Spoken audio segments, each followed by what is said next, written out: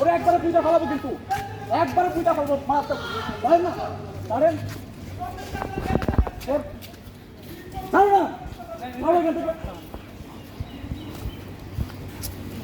তোদের ঘাড়ে দুইটা মাথা থাকলে আর তোর বাপ যদি সঠিক হয় তুই এখানে দাঁড়াবি, তুই এখানে দাঁড়াবি, একটাও এখান থেকে সরবি না, একটাও এখান থেকে সরবি না, একটাও এখান থেকে সরবি না। রসুর বাচ্চা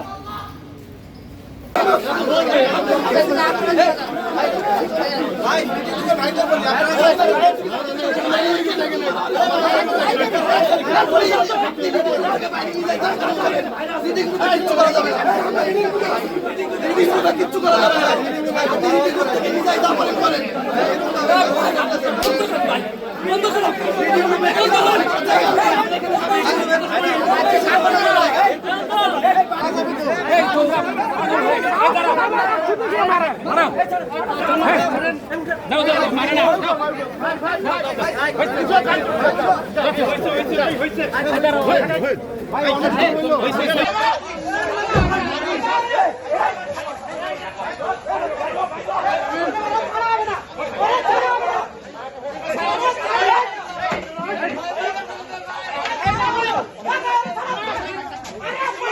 বত্রিশ ইঞ্চি জেভিকো টিভি এখন মাত্র 15,000 টাকায়, সাথে পাচ্ছেন 3 বছরের প্যানেল ওয়ারেন্টি।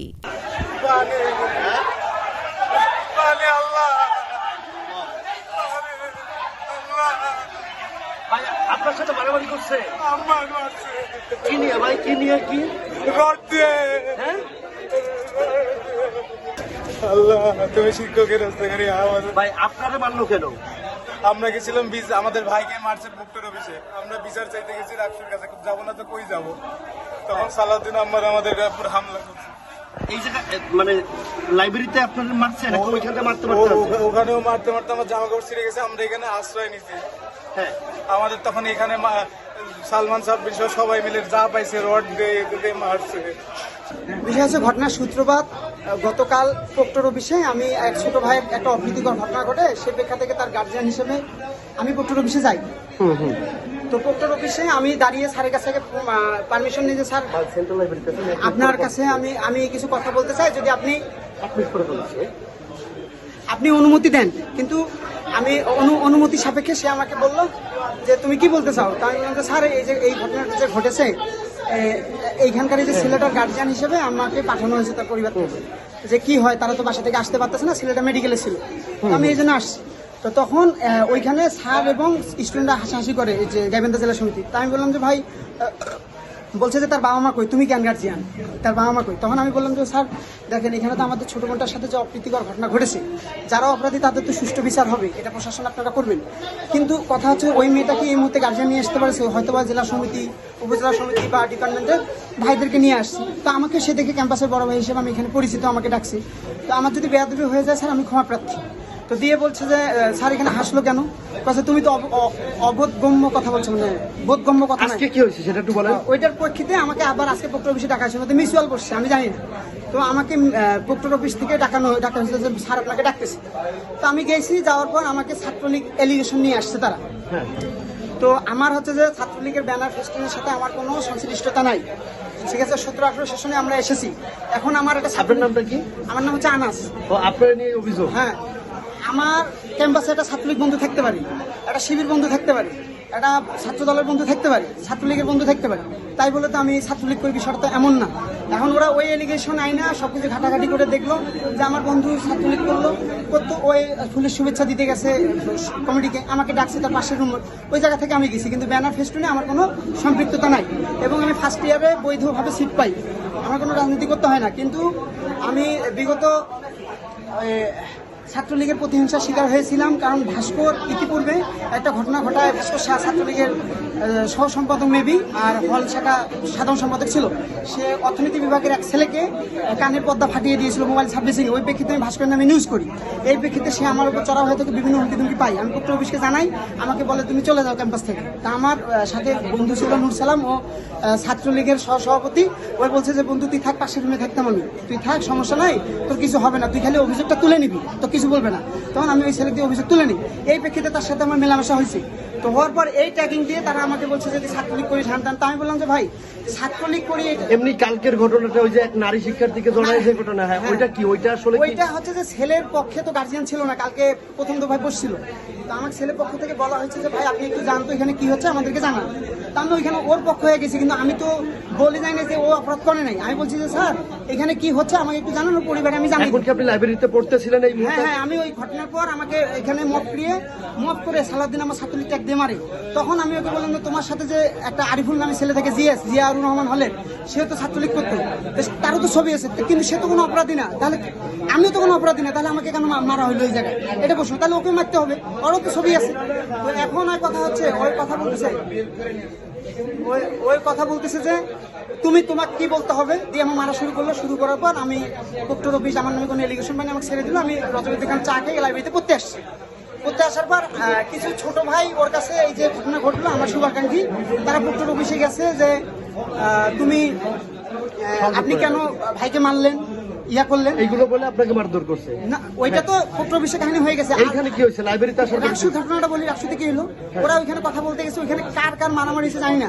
তবে এইখানে আমি লাইব্রেরিতে ভর্তি ছিল, জানতে পেরেছি যে আমার এই ছোট ভাই বা আমার পরিচিত, সেই প্রেক্ষিতে ওরা লাইব্রেরিতে ঢুকে যে আমাকে এখানে কি করেছে এবং মনে হয় আমার উপর 200-র উপর আঘাত হয়েছে, আপনারা ভিডিওতে দেখতে পারেন। এই হচ্ছে সারমল। কি নিয়ে কি অভিযোগ, কিভাবে কি হলো? আমরা এখানে পড়তেছিলাম তো, ঠিক আছে?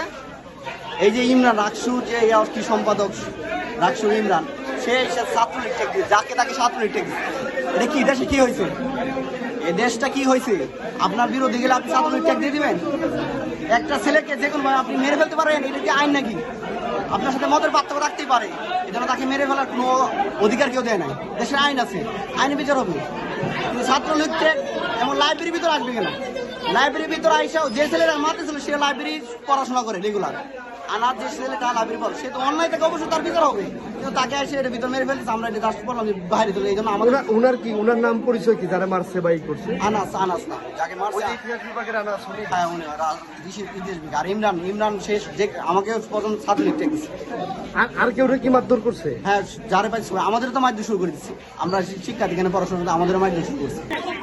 ঘটনা দেখছি যে ছাত্রলীগের সাথে জড়িত, সে ক্যাম্পাসে এসে বিভিন্নভাবে উত্তপ্ত করার চেষ্টা করছে।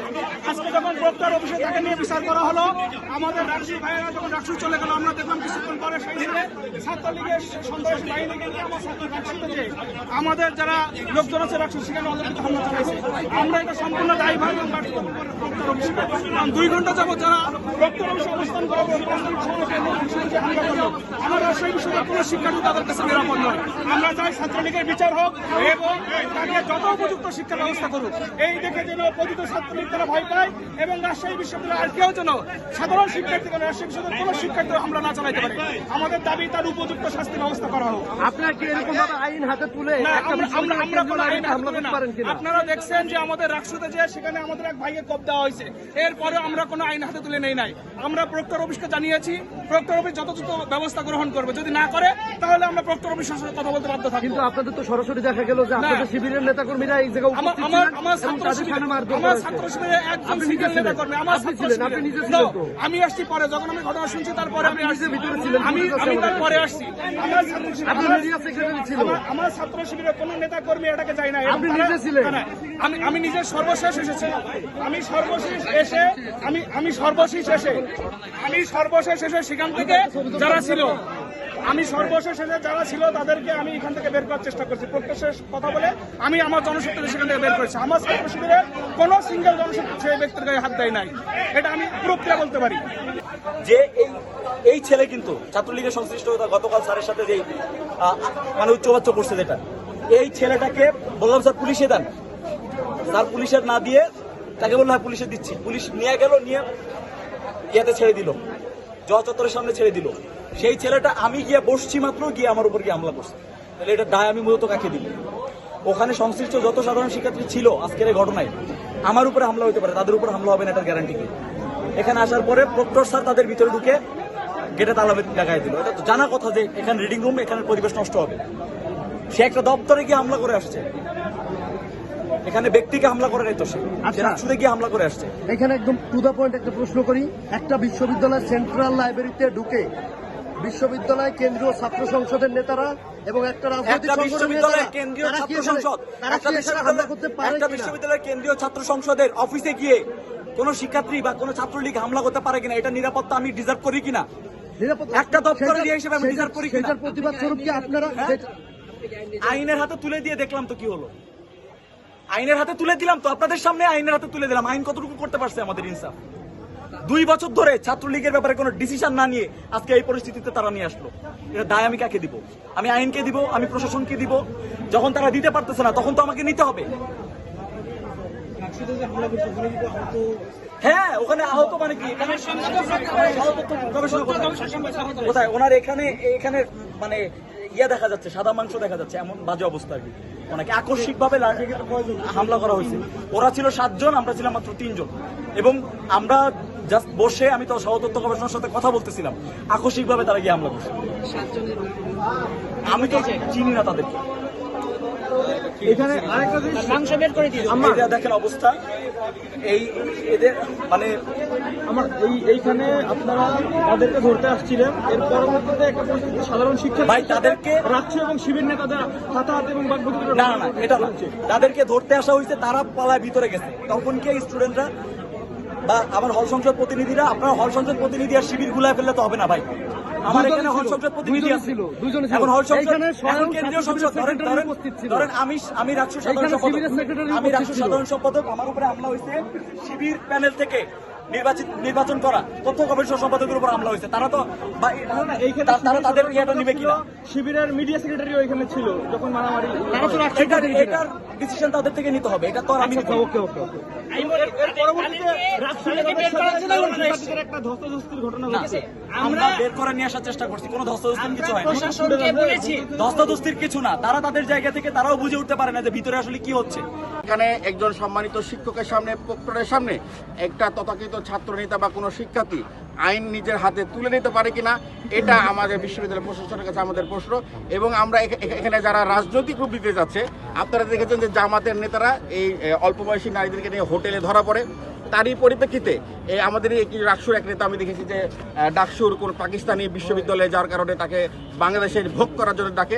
আমরা শুনেছি যে তার ব্যক্তিগত লোভসার কারণে তারা মীমাংসা করার তথাকথিত মীমাংসা করতে গিয়ে মব তৈরি করে তাকে ছাত্রলীগের সন্ত্রাসী বানিয়ে, অথচ আমরা জিয়া হল থেকে শুরু করে মতিয়া হল যেগুলো নিষিদ্ধ ছাত্রলীগের সন্ত্রাসীরা ছিল, সেই সকল নেতৃবৃন্দকে আজকে শিবিরের নাম দিয়ে তারা ছাত্রলীগের বিচার চাচ্ছে। এটা হাস্যকর এবং একটা প্রতারণা এবং দ্বিচারিতা এবং এটা মুনাফিকের একটা মানে জঘন্যতম উদাহরণ।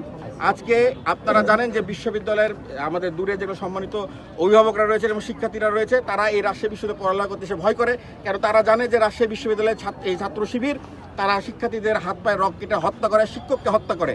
আমরা ছাত্রদলের কর্মী হিসেবে এবং দায়িত্বশীল ছাত্র সংগঠন হিসেবে আমাদের সম্মানিত অভিভাবকদেরকে আমরা আশ্বস্ত করতে চাই যে বাংলাদেশ জাতীয়তাবাদী ছাত্র দল যতদিন পর্যন্ত রাজশাহী বিশ্ববিদ্যালয়ে রয়েছে, এখানে কোনো নিষিদ্ধ সংগঠন এবং ছাত্র শিবিরের জঙ্গি সংগঠনদের কোনো তৎপরতা এবং ষড়যন্ত্র এই বিশ্ববিদ্যালয়ে আমরা প্রতিষ্ঠিত হতে দিব না। এবং আমরা সরকারি ছাত্র সংগঠন হিসাবে তাদের দায়িত্বশীল জায়গা থেকে শতভাগ তাদের সহাবস্থা নিশ্চিত করেছি। যারা বিগত 17টি বছর ছাত্রলীগের লুঙ্গির তলায় হেলমেট থেকে ছাত্রলীগের স্লোগান দিয়ে ছাত্রলীগের ভাত খেয়ে হলে থেকেছে, তারা আজকে আমাদের মানে সুষ্ঠু ধারার রাজনীতিকে এই সুবিধাকে গ্রহণ করে নিয়ে আজকে লাইব্রেরিতে কিভাবে হামলা করলো, আপনারা মিডিয়ার মাধ্যমে আমরা লাইব্রেরিতে শিক্ষার্থীদের সাথে কথা বলেছি।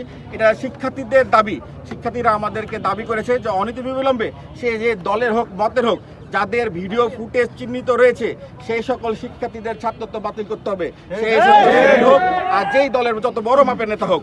আজকে আমরা রাজশাহী বিশ্ববিদ্যালয়ের প্রশাসনকে আমরা এটা দেখতে চাই যে তারা সন্ত্রাসীদেরকে আশ্রয় দেয় না শিক্ষার্থীদের পক্ষে থাকে।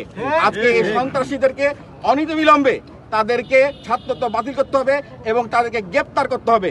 এর যদি বিন্দু মাত্র কোনো পরিবর্তন হয়, আমরা রাজশাহী বিশ্ববিদ্যালয় প্রশাসনের বিপক্ষে আমরা সাধারণ শিক্ষার্থীদেরকে নিয়ে আন্দোলনে যেতে বাধ্য হব। আমরা আশা করি যে জুলাই আগস্টে গণঅভ্যুত্থানের পরে এবং একটি সুষ্ঠু ধারা ভোটের পরে আমাদের বিশ্ববিদ্যালয় প্রশাসন তারা জুলাই আগস্টকে গণঅভ্যুত্থানকে এবং বাংলাদেশের মুক্তিযুদ্ধকে চেতনাকে ধারণ করে। আমরা এই আশ্বস্ত করি যে যারা এই অন্যায়ের সাথে জড়িত রয়েছে, যে সে যে পক্ষেরই হোক, শিবির হোক আর যে হোক, তাদেরকে চিহ্নিত করে তাদেরকে আইনের আওতায় নিয়ে আসবে। এটাই আমাদের সকলের কাছে দাবি এবং আমরা সকলের সুষ্ঠু পরিবেশের রাজশাহী বিশ্ববিদ্যালয়ের শিক্ষার পরিবেশ রাখার জন্য শতভাগ বদ্ধপরিপক।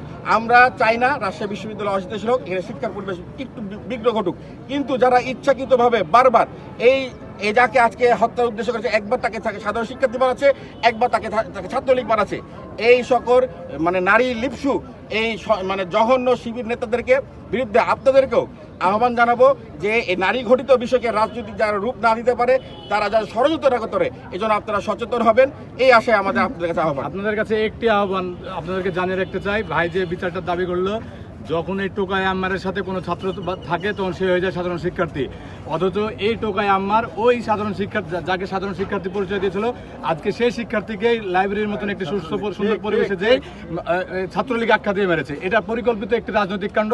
এরা কোনোভাবে বিশ্ববিদ্যালয়কে অস্থিতিশীল পরিবেশ সৃষ্টি করার চেষ্টা করছে।